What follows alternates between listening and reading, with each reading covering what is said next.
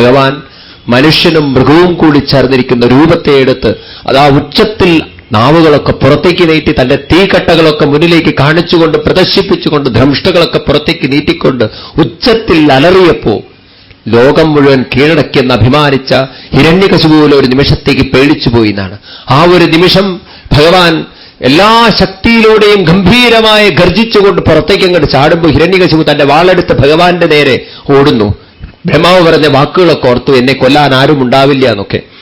ആ സമയത്ത് ദേവന്മാരൊക്കെ ഭഗവാന്റെ അത്ഭുതമായ അവതാരത്തെ കാണാൻ വേണ്ടി വന്നപ്പോ അവര് പോലും പേടിച്ചുപോയതാണ്.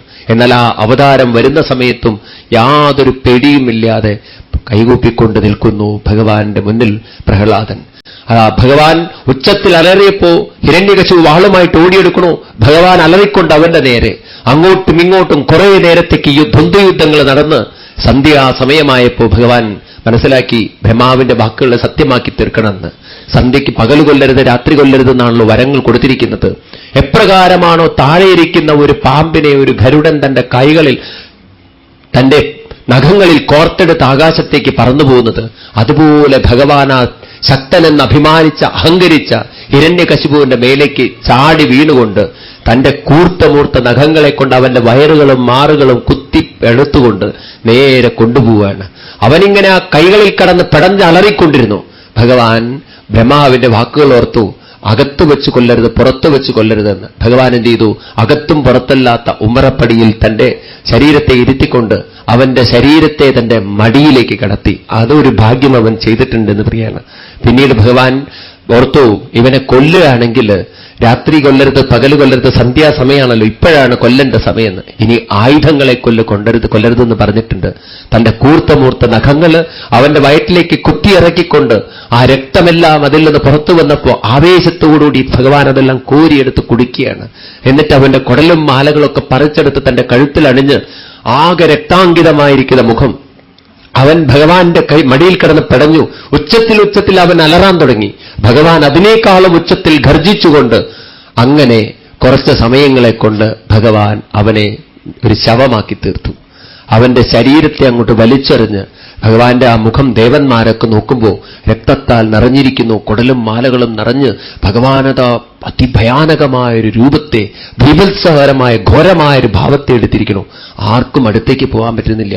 ബ്രഹ്മാദി ദേവന്മാര് കൈകൂപ്പിക്കൊണ്ട് പറഞ്ഞു, അവിടുന്ന് അവതരിക്കുന്നതൊക്കെ എല്ലാവരെയും അനുഗ്രഹിക്കാനാണല്ലോ ഭഗവാനെ. ഇപ്പോ അവിടുന്ന് ഈ ഘോരമായ രൂപത്തിൽ ഭഗവാനെ, അതിഭയാനകമായ രൂപത്തിൽ ഞങ്ങളെയൊക്കെ നോക്കുന്നു. അവിടുന്ന് ശാന്തമാവൂ ഭഗവാനെ. ഭഗവാനെ, അവിടുത്തെ അവതാരലീല കഴിഞ്ഞിരിക്കുന്നു. ഹിരണ്യകശിപുവിനെ അവിടുന്ന് വധിച്ചിരിക്കുന്നു. ശാന്തമാവൂ എന്ന് ഓരോ യക്ഷന്മാരും കിന്നരന്മാരും നാഗന്മാരും തുടങ്ങിയിട്ടുള്ള ദേവന്മാരുടെ എല്ലാ വംശക്കാരും പ്രാർത്ഥിച്ചുവെങ്കിലും ഭഗവാനെ ശാന്തമാക്കാൻ സാധിച്ചില്ല. ആ സമയത്ത് ബ്രഹ്മാവ് ചെന്ന് ലക്ഷ്മീദേവിയോട് പറഞ്ഞു, അവിടുത്തെ ഭർത്താവാണല്ലോ, ഒന്നുപോയി ഒന്ന് പ്രാർത്ഥിച്ചുകൊണ്ട് ഒന്ന് ശാന്തമാക്കൂന്ന്. ഉടൻ ലക്ഷ്മീദേവി പറയാണ്, ഇങ്ങനൊരു കോലം ഇതുവരെ ഞാൻ കണ്ടിട്ടില്ല, എന്നെ കൊണ്ട് പറ്റില്ല അടുത്തേക്കൊന്നും പോവാന്ന്. ലക്ഷ്മീദേവി മാറി നിന്നു പറയാണ്. ആ സമയത്ത് ബ്രഹ്മാവ് നോക്കുമ്പോണ്ട് ഇതെല്ലാം കണ്ടുകൊണ്ട് യാതൊരു ഭയവുമില്ലാതെ പ്രേമഭക്തിയാൽ നിറഞ്ഞ് ആ ഘോരരൂപമായ ഹിരണ്യകശിപു നരസിംഹമൂർത്തിയിലൂടെ പോലും തന്റെ നാരായണനെ കാണുന്ന പ്രഹ്ലാദനെ, ആ പ്രഹ്ലാദന്റെ അടുത്ത് നിന്ന് ശിരസിൽ തൊട്ടിട്ട് പറഞ്ഞു, ഉണ്ണിക്ക് മാത്രമേ ഇനി ഭഗവാനെ ശാന്തമാക്കാൻ സാധിക്കുള്ളൂ. ആ ഒരു നിമിഷം യാതൊരു ശങ്കയുമില്ലാതെ, അല്പം പോലും ഭയമില്ലാതെ കൈകൾ കൂപ്പിക്കൊണ്ട് പ്രഹ്ലാദൻ ഭഗവാന്റെ പാദത്തിൽ നമസ്കരിക്കുന്നതും പ്രേമാധിക്യത്താൽ കണ്ണിൽ നിന്ന് ആനന്ദാശ്രുക്കൾ ഭഗവാന്റെ പാദത്തിൽ സ്പർശിച്ചതും ആ ഒരു നിമിഷം ഘോരരൂപമെടുത്ത ഭഗവാൻ പോലും ശാന്തനായി തീർന്നു എന്നാണ്.